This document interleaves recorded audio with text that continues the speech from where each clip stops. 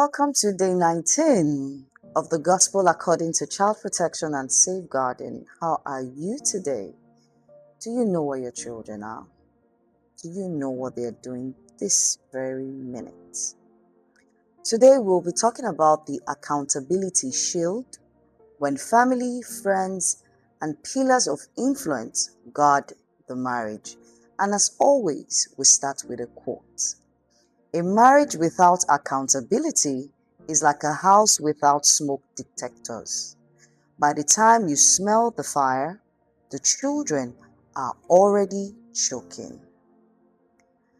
A lot of people might not agree with this terminology. Marriage is a three-strand cord. And so we're going to read Ecclesiastes chapter 4, 9 to 12. I'll use the TLV. Two are better than one because they get a good return for their effort. If they fall, the one will lift up his companion. But woe to the one who falls and has no one to lift him up. Furthermore, if two lie together, then they will be warm. But how can one keep warm alone? Though a man might overpower one, two can stand against him. Moreover, a threefold cord cannot be quickly broken. Now that's where I'm going to. A threefold cord cannot be quickly broken. A lot of times, one of the myths that we have in the family system or family life is that marriage problems are meant to be solved solely by husband and wife. And it's just their business, we shouldn't involve anybody, it's solely theirs, right? While I understand that we have to create healthy boundaries, which are very important, God never designed families to live without accountability. He never did that. Many children suffer in silence because the adults around them, have refused to address destructive behaviors, destructive patterns. Friends will cover up for their friends. Relatives will excuse certain misconduct. Parents defend their adult children, regardless of whether it's going to harm the children or not. Communities choose loyalty over the truth. Yet, love does not protect wrongdoing. It never has. It protects people from doing wrong. Love does not protect wrongdoing. However, it protects people from wrongdoing.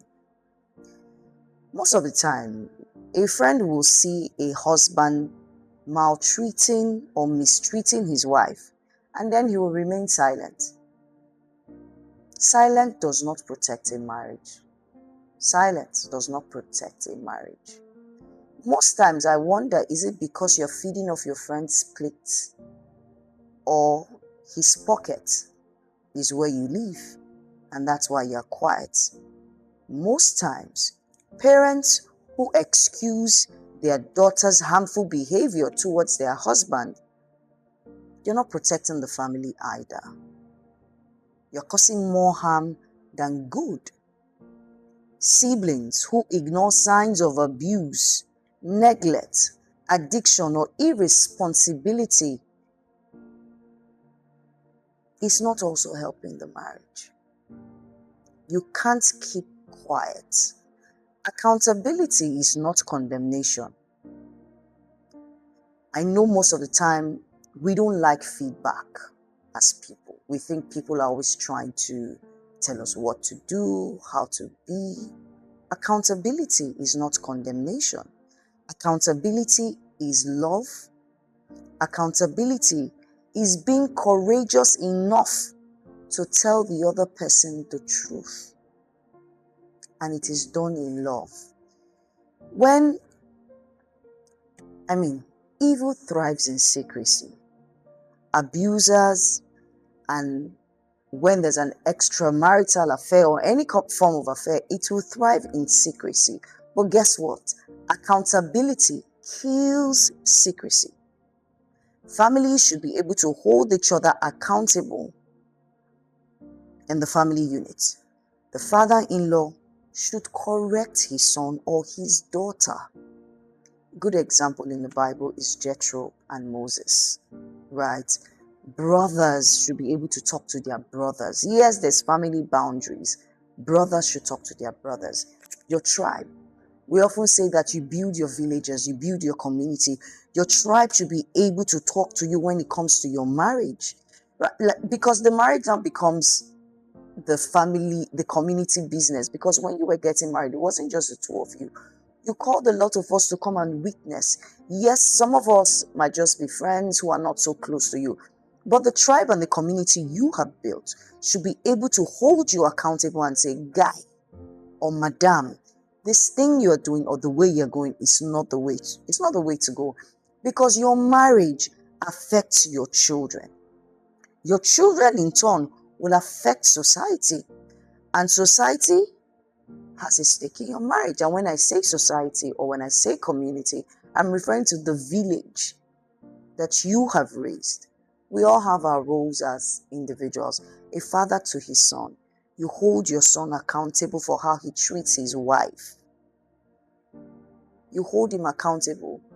And I mean, I have noticed, and this is based off research and observation, that fathers who get to a certain age in life, immediately they hit 70, they start to retrace their step and say, I don't think I did this right when I was much younger. I didn't do right by my children, or I didn't do right by my wife. And I think that a father should be able to call his son to order when there's contempt, when there's anger, and when there's a form of neglect in the home. Mothers should also be able to call their sons and speak to them. Fathers should call their daughters. Mothers should call their daughters. How you speak to your husband, how you submit. Respect your husband. Don't be manipulative. Don't be disrespectful. Friends should be able to call both of them. Call out the secret sins of your friends. Call out their emotional affair. Call out their behavior that is isolating. Isolation in marriage destroys the children. It destroys the marriage. Sometimes when you are a workaholic, and I know you say, oh, am I not providing for the home? Like I said previously, provision is beyond money. You can provide emotional availability. You can provide safety. Now, where are the pillars of influence? The mentors, the elders.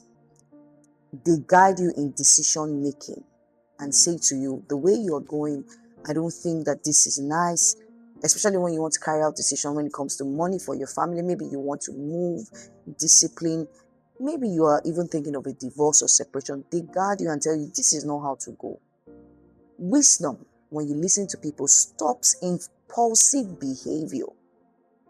Because impulsive behavior causes damage to the children.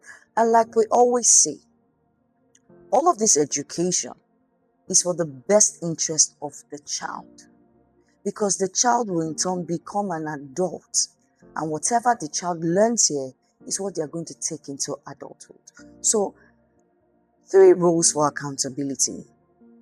So it doesn't look like it is gossip. So when Nkechi goes to tell Nkiru will not tell Nusa will not tell Isoke will not tell Susu. No, that's not what it is. What do? You're trying to cover them, but you're not exposing them. It dies within the community that you have built. The goal is not to shame them. The goal is for restoration, and it is for the sake of the children. The goal is always for the sake of the children. You speak to the person who is involved. So for example, if your son's wife calls you to complain about your son, you call your son. Instead of throwing the message in your WhatsApp group in your family, but you haven't spoken to your son about it yet. It will cause him to be embarrassed. It will cause him to be resentful. It might even increase his grief. And if he's one who beats his wife, just be rest assured that the punching is going to increase, and the wife will never come back to talk to you again. So it is best you address the person before you make it a headline news, right? And then thirdly, the reason why we say that This set of people ought to be accountability shield, is to protect the children. You're not taking sides, but you're protecting the children. And as always, we stand on the side of the child because everything we do is in the best interest of the child. So let's stop keeping quiet. Evil will continue to thrive in secrecy.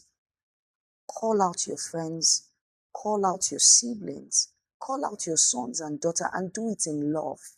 When I say call them out, I didn't say call them out on social media. Call them out in your family courtroom, in your parlor, in your bedroom, on a call. Let them know this behavior is not going to lead us anywhere. I'll leave you with this charge. A strong marriage is not protected by secrecy. It is strengthened by accountability. For the sake of our precious children, let us stop enabling what harms and start nurturing what heals. Let's raise sons and daughters who take responsibility for their actions and daughters who walk in integrity and wisdom. Let's become a community that speaks the truth. Accountability is not condemnation. It is being courageous enough to speak the truth in love. I'll see you again tomorrow for day 20. Goodbye.